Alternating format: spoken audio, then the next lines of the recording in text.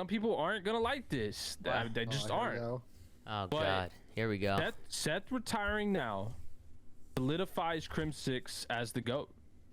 It's just a matter of fact. And now, I gotta from like a pure competitive perspective. yeah, of course. I mean, obviously Seth has done miles more than anyone else in terms of for COD. But with him retiring now, it is objectively clear that Crim 6 is now the official GOAT of competitive Call of Duty, and no one can catch. Yeah, no one can catch. Maybe in like 8 years we'll talk about Simp after he wins like 4 world championships or whatever. But for now, for the next few years, we got to deal with that asshole because now he knows he's the GOAT. Seth was the only one that could have called him. But you could look at it in other ways too, man. I feel like Scump's the GOAT in other ways, Pat.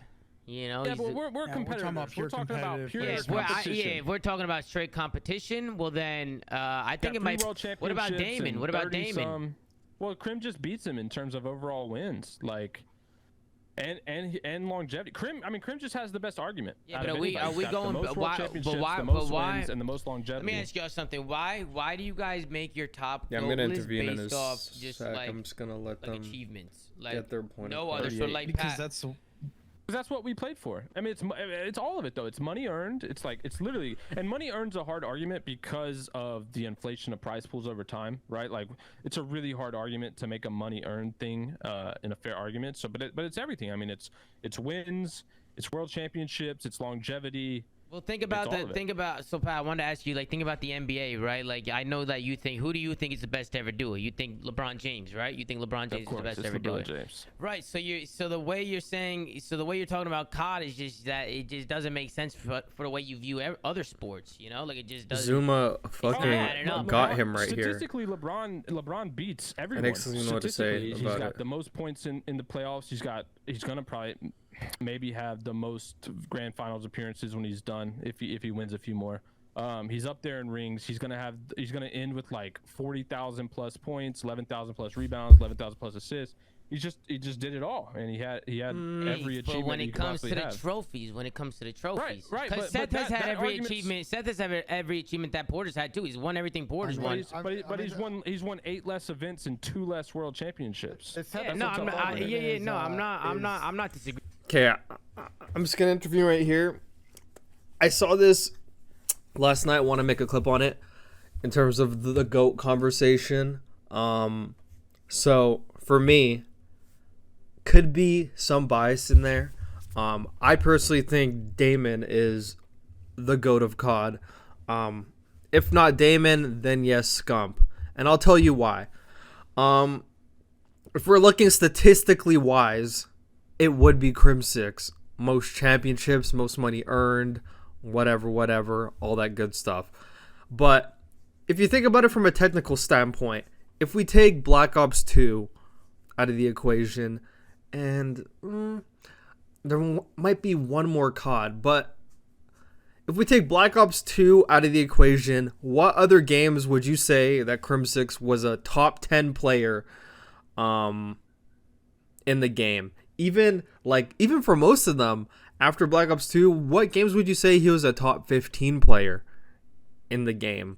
And what games would you say he was a top 2 player on his team in these games? Like, granted, you could say, he's just playing his part in the team, whatever. He wasn't the superstar, whatever. But then we think about Damon.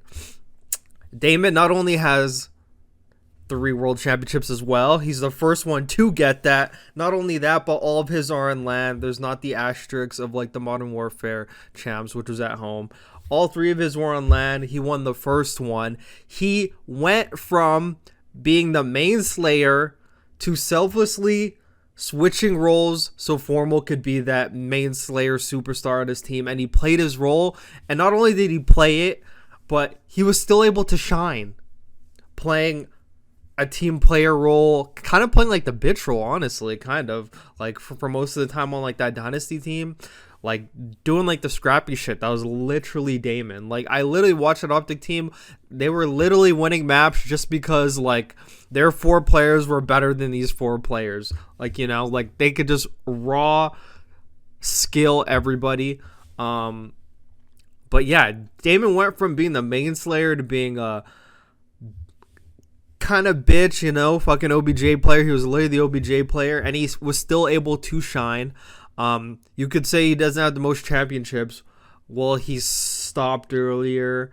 Fuck, I'd have to really think about it, but I want this to be a short video. But I just don't think you could say someone's the GOAT when they weren't even like the top 10 player in most of the games that they played. Makes no sense. I would say Black Ops 2 and maybe like the Modern Warfare where he won like that champs as well. But like what other games was he a top 10 player? You know? So, I mean, you could say that, but I could also say Scump because he's literally nasty in every single game. You could say there was years where he didn't win, but if you just like look at the overall scope, I could put him up there. But I do think it's a Damon. Just talent-wise, he has highlight reel after highlight reel. He was literally that guy, composed as fuck, never phased. Yeah, so yeah, I just had to get like Aches. Aches makes a lot of good points, makes a lot of bad points. He's a funny guy, you know. Love the entertainment that he brings, but some of his takes are laced.